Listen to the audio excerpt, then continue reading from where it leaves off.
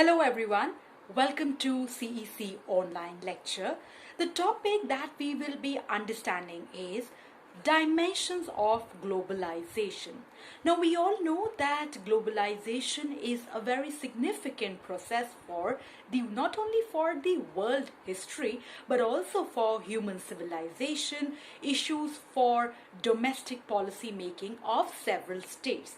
Globalization has been perceived and defined in various ways by various theorists. Let's understand some of them. According to Anthony Giddens, globalization signifies intensification of worldwide social relations. According to Harvey, globalization is about space-time compression. According to Scott, globalization is about deterritorialization. And according to Gilpin, globalization is about intensification, integration of world economy. Now all this brings into focus that how globalization is bringing world together. It is leading to a geographical contours of a world where space and time do not matter. Now it is very essential to understand before we take our deliberation forward on dimensions of globalization, namely that globalization is not new. It existed in the past also. However, there is something peculiar about the contemporary phase of globalization, namely because of its impact, velocity, extensity, that is this present phase of globalization being driven by neoliberal forces, that its scale and impact have been there in each aspect, in every realm. Now once we begin to theorize on globalization, it is very significant to see that how various perspectives have viewed globalization. For the realists, it is ultimately about power struggle. Competition and survival are the key hallmarks of world politics, and globalization does not do away with that reality. According to liberals, the focus is always on human progress, human freedom, and trade is an extension of that. With the rise of interconnectedness, the liberals point out that how today the state is focusing on new issues of absolute gains like the trade, and how new avenues of peace and cooperation are possible with trade. Then how this entire neoliberal argument that with complex interdependence there are multiple issues, there is diminishing of hierarchies between domestic and international, and there are new channels of communication that one must be factored in. And to account for all this interconnectedness, globalization is definitely an important phenomenon. According to Marxists, the focus is always on the class struggle. The focus is always towards capitalist domination. So globalization, according to Marxists, is nothing but that is, it is an extension of capitalist domination, of how the rich countries are progressing at the cost of exploitation and dominating the poor countries, and how this entire division of world into core, periphery, semi-periphery is a reflection of how globalization and its associated forces have led to more exploitation and presenting a new forum for capitalism to take forward its agenda.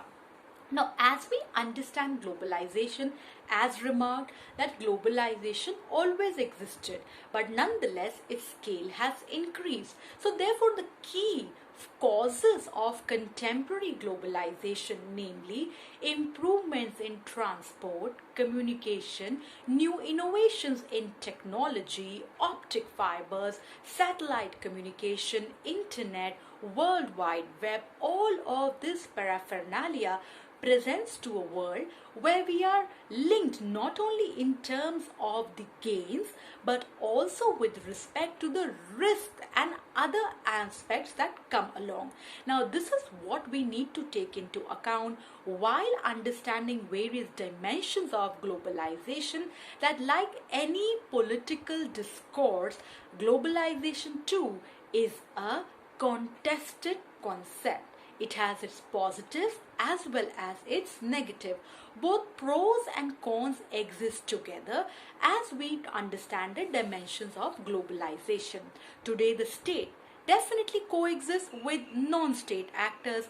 This brings into focus that does globalization then lead to decline in the efficacy of the state? Today, there are new anchors to manage the global economy.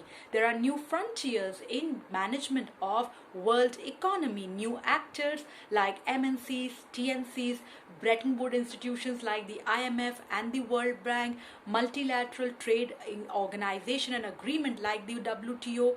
But then this brings into focus whether the agenda of global trade and finance is equally equitable and just for everyone.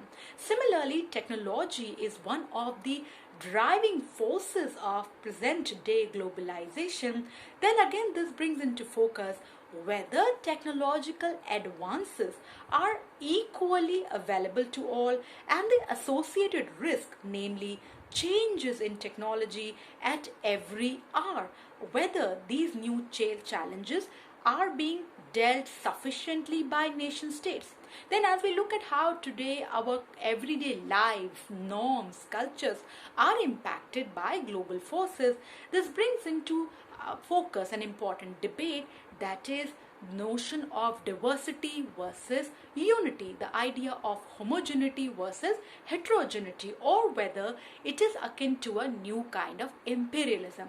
So all these interesting dimensions get opened up as we begin our study of dimensions of globalization. As we understand dimensions of globalization, we will have a look at each aspect one by one. Let us begin by understanding the political dimension first. We all know that the state is the most important actor in the international relations for the analysis by the realist perspective. Now, as globalization unfolded in the world affairs, one witnessed that there was intensification of political relations across the globe.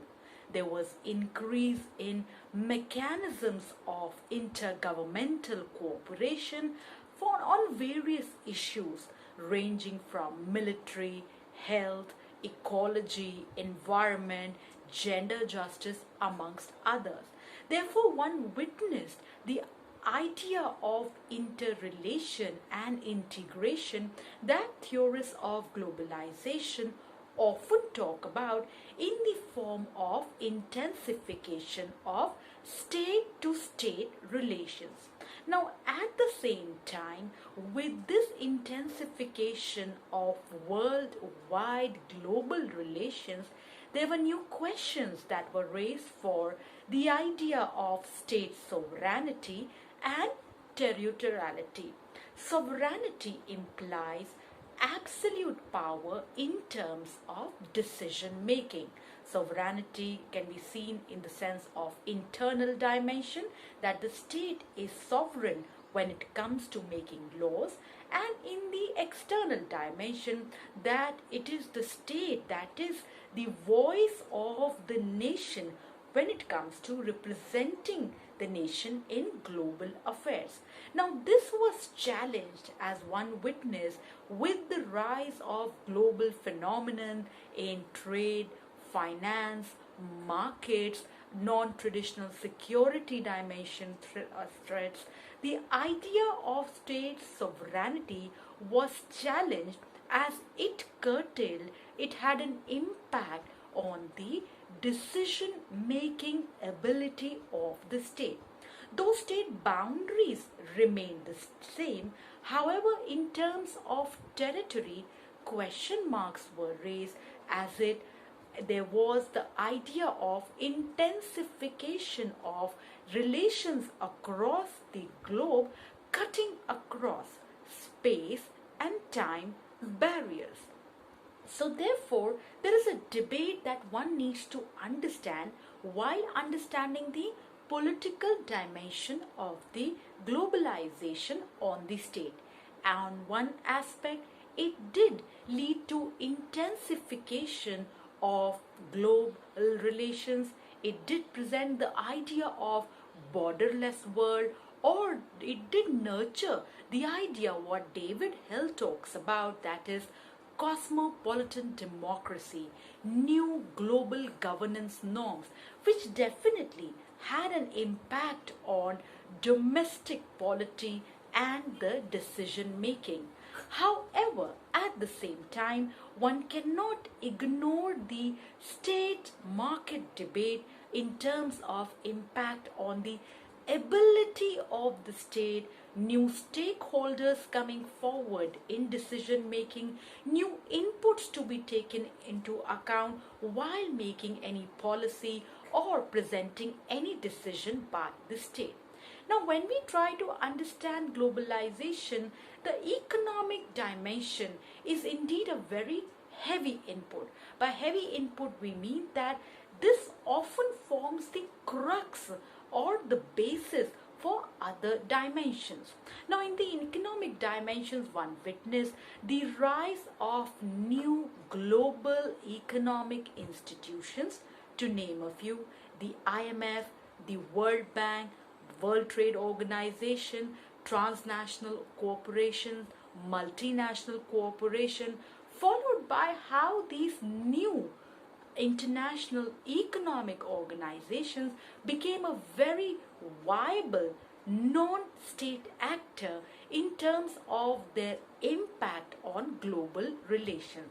We all know that after the Second World War, Bretton Woods Conference was held, and as an aftermath of the Bretton Woods Conference, in order to regulate global trade and global finance, the world witnessed the rise of Bretton Woods institutions. When we talk about WTO is a successor to GATT.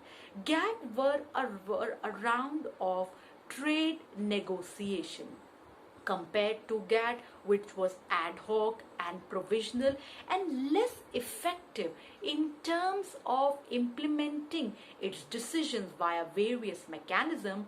The World Trade Organization, as the end result of 8 rounds of GATT negotiation, proved to be a much more effective world institution to provide a forum for trade negotiation, to enable settling trade disputes, and most important, it not only enlarged the volume and quantity of world trade, it not only expanded the agenda of world trade from merely focus on goods to bringing the focus on services.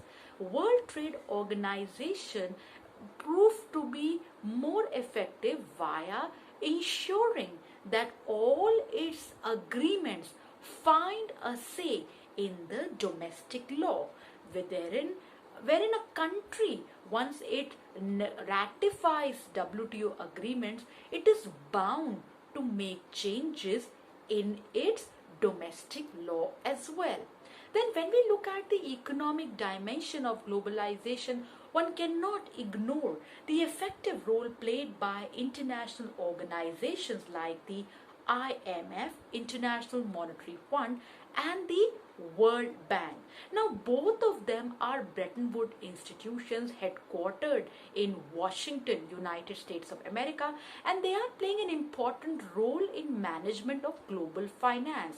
The International Monetary Fund plays a very important role in regulation and management of exchange rate stability, whereas the World Bank is playing a very pioneering role in ensuring developmental projects go forward in various realms of economy for the world in various different nation states. However, at the same time, when we understand that how today powerful unelected bureaucracies via these international organizations have a huge impact on the decision making of the state, and these decisions definitely impact the lives of everyday citizens. These decisions have a bearing on important topics like food, water, sanitation, hygiene, and all of them are linked to everyday, day to day life of common people. So, therefore, when we look at this economic dimension, one cannot ignore that at one point of time, globalization did lead to integration of global markets. It did present to us the idea of the world wherein the city, the districts, the communication never stops and never sleeps.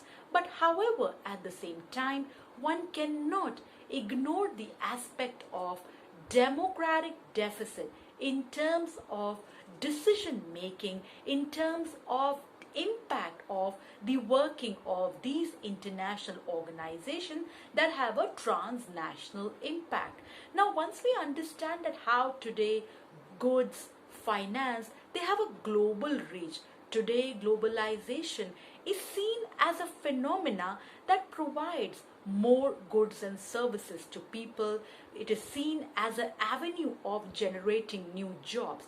Now, in this realm, the work of multinational and transnational organizations also cannot be ignored. Today, the idea that world is regulated by new non-state actors like MNCs and TNCs that have a huge impact on not only the policy making mechanism, but they're also presenting new goods, services to the common people, and at the same time leading to creation of jobs, opportunities, employment. Now, once we understand that the working of MNCs and TNCs is an expression of how global capitalism dominates the world affair, wherein the ultimate quest is that of profit. No doubt today consumers have much more choices. No doubt today we have much more aspects to choose from in the realm of every good. However, one still cannot ignore the role that is being played by MNCs and TNCs in terms of in the quest of being for profit, where often profit is given more significance in terms of welfare of the common people. Now, once we understand the dynamics of economic dimension of globalization, we have to take into account the trade-off that is often involved in the distribution of production of manufacturing between the home and host country. Further, one also has to take into account the difference in the structure working of that of a MNC with that of a TNC. However, having said so, one cannot ignore the huge impact MNCs and TNCs have had on the world economy that can be summed up as the sense of what Gilpin said, that globalization can be visualized to something that has led to integration of world economy. And in this realm, when we talk about global markets, when we talk about electronic money, when we talk about non-stop movement of goods, when we hear about new dimensions in the agenda of trade, from trade in services to rise of patents, trademark, copyright, one also needs to take into account that all of it have their own pros and cons. Technology is often seen as the guiding force for riding globalization. Now, world has often witnessed changes when it comes to technology. with the rise of steam engine, or be with the discovery of printing press, the world issues and the world scenario definitely witness changes. Now, when we look at how technology in present times is leading to more influence on nurturing and also taking forward the process of globalization.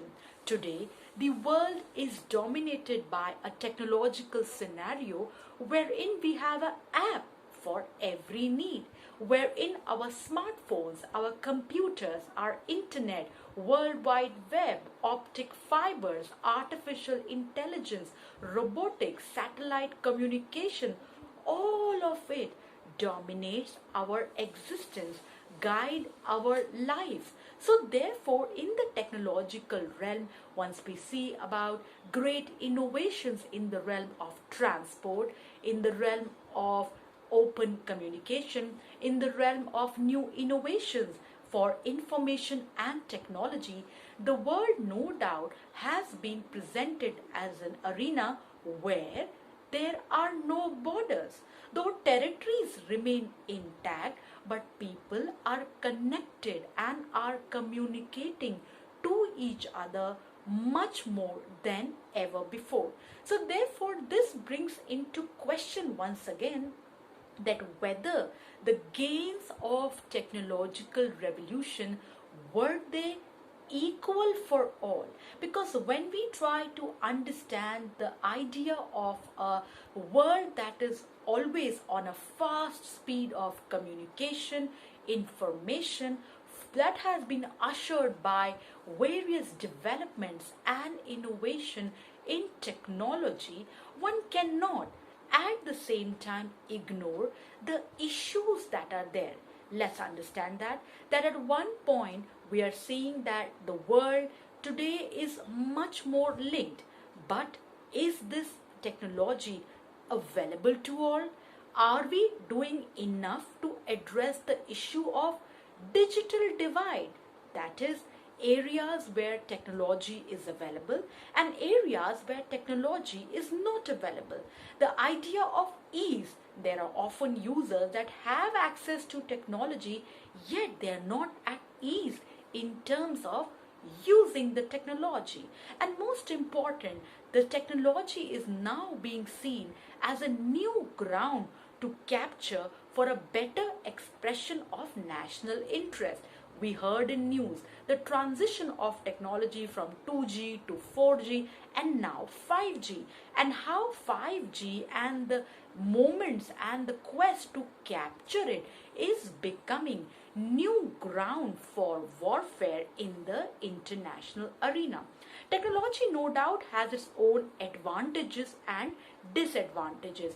In terms of advantages, one cannot ignore how technology has made our lives faster, simpler also.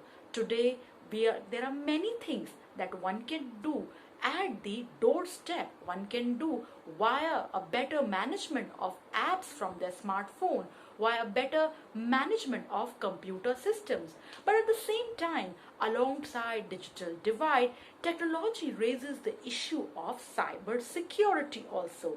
Today, when we talk about management of global commons, critics often point out that cyberspace also should be an area that must be regulated. Cyberspace must be also deliberated in terms of fixing the accountability and responsibility mechanisms. Now, as we are debating globalization, the another significant dimension of globalization is that of culture. Culture, we all know, culture is signified by norms, values, which helps us give meaning to our lives. Now, culture is one peculiar thing which is never static. Culture evolves with time. Now, as we are saying that we are living in the idea of world which is often communicating, open 24/7 into 365. Then this cultural dimension of globalization presents to us a world where there's rise of global norms, where there's rise of idea where we share common global icons. For example, the idea of celebrating Earth Day or Earth Hour. These are expressions as to how we as citizens of the global polity together feel the for the cause together. Then idea that today there is rise of popular media wherein we feel together the notions of what actually defines our existence. So therefore, when we are seeing the cultural dimension of globalization, one has to see that how today in the global affairs we are getting united, linked, or becoming homogeneous. There are very much important questions that are being raised in the deliberation on the cultural aspect of globalization. Let's understand some of them. At one point of time, we hear about McDonaldization. That is, today our identities are linked by common norms, common aspects, common activity. An activity here could be fast food culture and its rise thereof world over. The idea of internet life and how it impacts thinking of people in a similar way in all domains of the earth. Another aspect is that of westernization.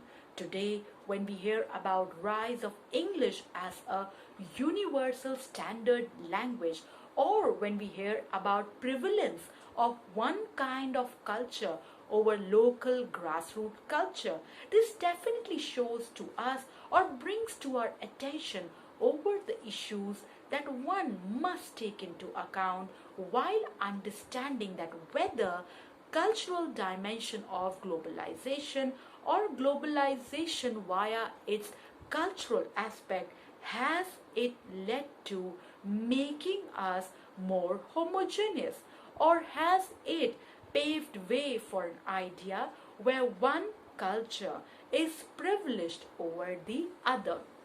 Another aspect of the cultural globalization which is very significant for us to understand, that is Americanization.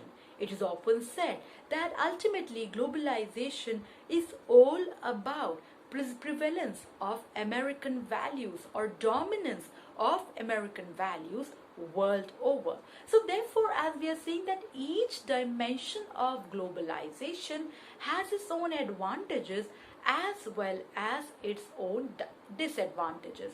When we try to understand the ecological dimension of globalization, at one point of time, no doubt, human beings have made great inroads. We have discovered new avenues to tamper and explore the earth better. Today, there are new tourist avenues being discussed, being explored, wherein human beings can go and factor in new things. And at the same time, one are discovering new avenues of industries, new ambits for industrial development. But however, at the same time, one cannot ignore that when we talk about issues like climate change, global warming, ozone depletion, rise in all forms of pollution, air pollution, water pollution, noise pollution, land pollution, issues of increase in deforestation, issues of increase in rise of new kind of bacteria and viruses on the earth. This definitely brings to our attention that whether human beings have played a fair aspect in terms of management of various resources of the earth. Humans have always interacted with the earth since times immemorial. Human beings, let us recall, were first a nomadic creature, and the same is the case with globalization. Globalization is nothing new. It always existed in the past. When we see the idea of integration and exchange of goods and services, when we hear about barter system from one country to the other, this definitely shows that exchange and integration and connectivity always existed in the global sphere.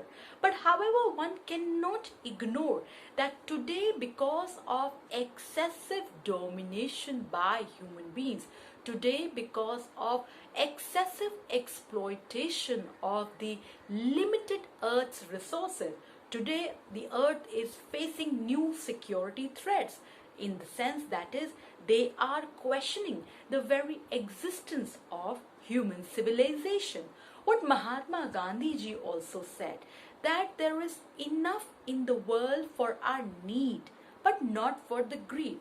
The ecological dimension of globalization presents to us some of these thorny questions. So as we saw that how globalization is indeed a very contested concept. There are critiques for it, there are positive sides also for it, and time and again the idea whether should we close all the borders, whether should countries be looking inwards and not looking outwards, is being debated. And with several dimensions of globalization, that is namely political, economic, technological, cultural, ecological, in all these dimensions the debate of inside versus outside, us versus the other, is going on.